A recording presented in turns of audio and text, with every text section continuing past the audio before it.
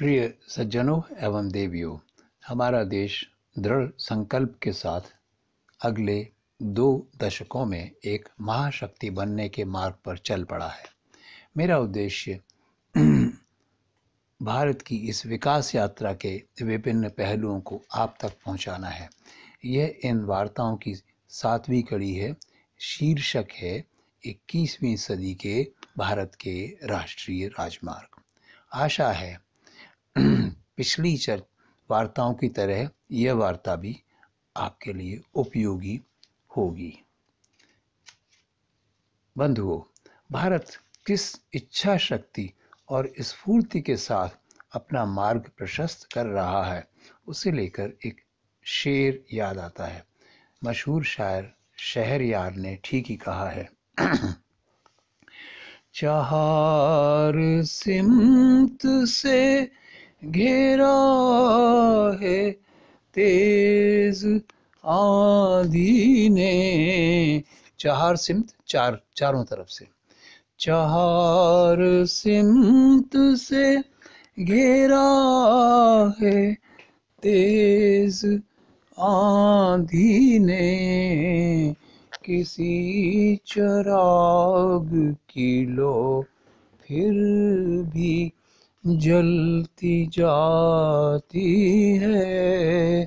किसी चिराग की लो फिर भी जलती जाती है। सच में इसी जज्बे के साथ अंधेरे से उजाले की ओर, अकर्मण्यता से कर्मठता की ओर हमें बढ़ते जाना है। विश्व शक्तियां और राजमार्ग। यदि हमें विश्व शक्ति बनने के अपने सपने को साकार करना है, तो हमें आज की 2 प्रमुख विश्व शक्तियों अमेरिका और चीन से कुछ सीखना होगा। दोनों ने ही अपने आप को आर्थिक और सामाजिक रूप से सबल और सक्षम बनाने के लिए कई बड़े काम किए हैं, जिनमें से एक प्रमुख था अपने समूचे देश को 4 से 8 लेन तक के तेज गति के सुपर हाईवेज से जोड़ देना। अमेरिका ने इस क्रम को लगभग 70 साल पहले ही शुरू कर दिया था। तत्कालीन अमेरिकी राष्ट्रपति ड्वाइट आइजनहावर ने सन 1956 में फेडरल हाईवे एक्ट के माध्यम से अमेरिका के सभी राज्यों को एक इंटर स्टेट हाईवे सिस्टम से जोड़ने का मार्ग प्रशस्त किया।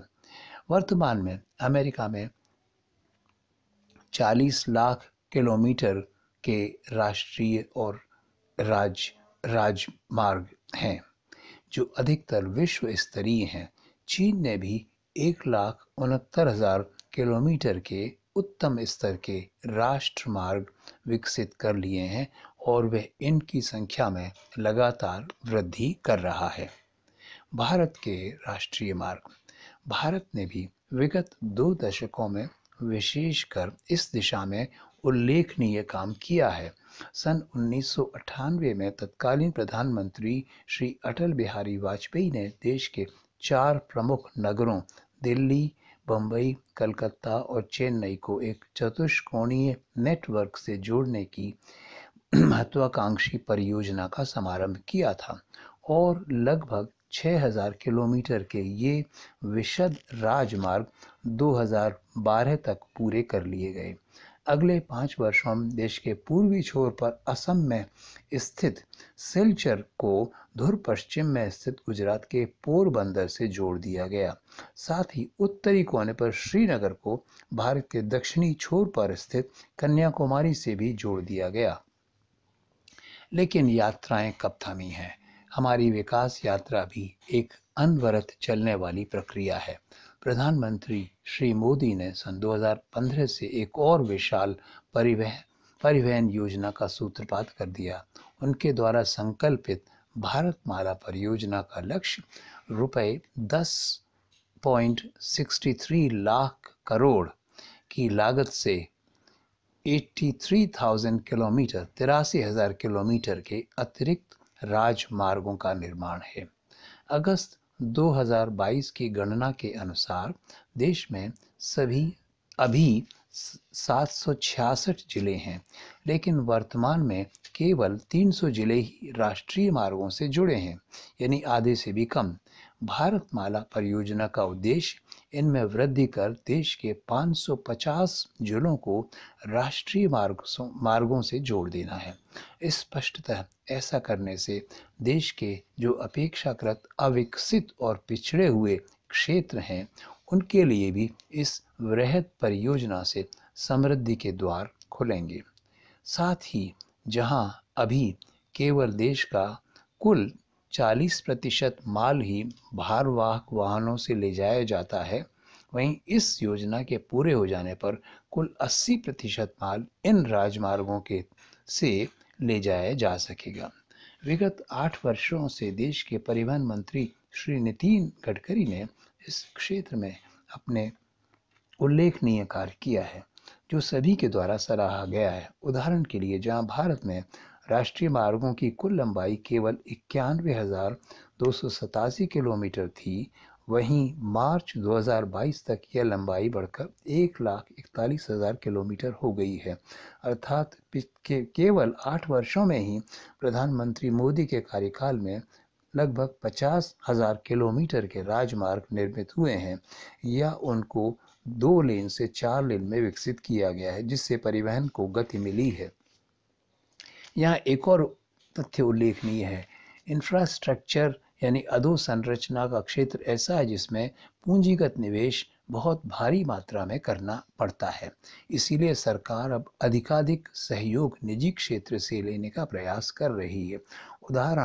उदाहरणार्थ लगभग 600 किलोमीटर लंबे उत्तर प्रदेश के गंगा एक्सप्रेसवेज का 2/3 मार्ग अडानी एंटरप्राइजेस बना रहा है। इसी तरह कनाडा की एक निजी संस्था कनाडा प्लान इन्वेस्टमेंट बोर्ड ने भी लगभग 600 करोड़ रुपए का पूंजी निवेश भारत के राष्ट्रमार्गों के निर्माण में किया है। राजमार्ग और हमारी आर्थिक समृद्धि। राजमार्ग का निर्माण किस तरह देश की इस आर्थिक समृद्धि बढ़ाने में एक निर्णायक भूमिका अदा करता है, इस पर थोड़ा और विस्तार से चर्चा करना आवश्यक है।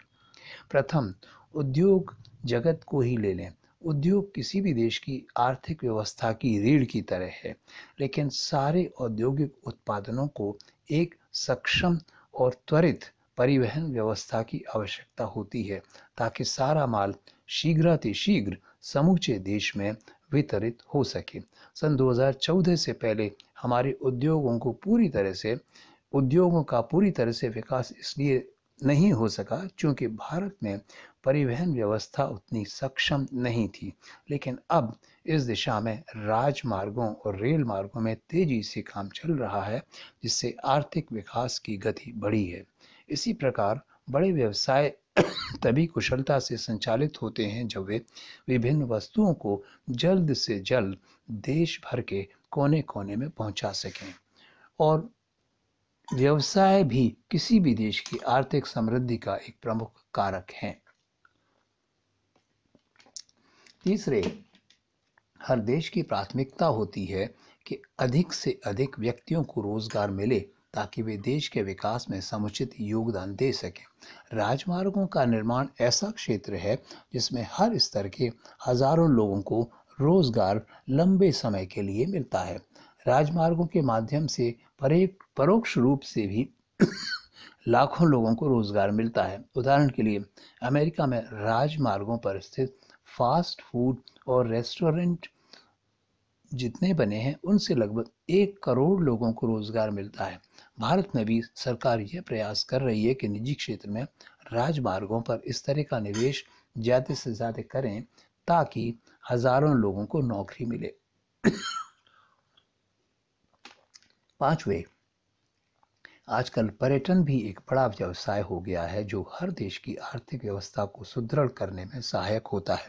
भारत सरकार भी पर्यटन उद्योग को पूरा समर्थन दे रही है, लेकिन यह उद्योग तभी सफल होता है जब अच्छी परिवहन व्यवस्था हो। हमें आशा है कि परिवहन का तेजी से होने वाला विकास भी हमें आर्थिक रूप से और सक्षम बनाने में सहायक होगा। संक्षेप में, हमें एक विश्व शक्ति बनना ही है, और इस संकल्प को पूरा करने के लिए सामाजिक और आर्थिक विकास के हर पहलू पर तेजी से काम चल रहा है।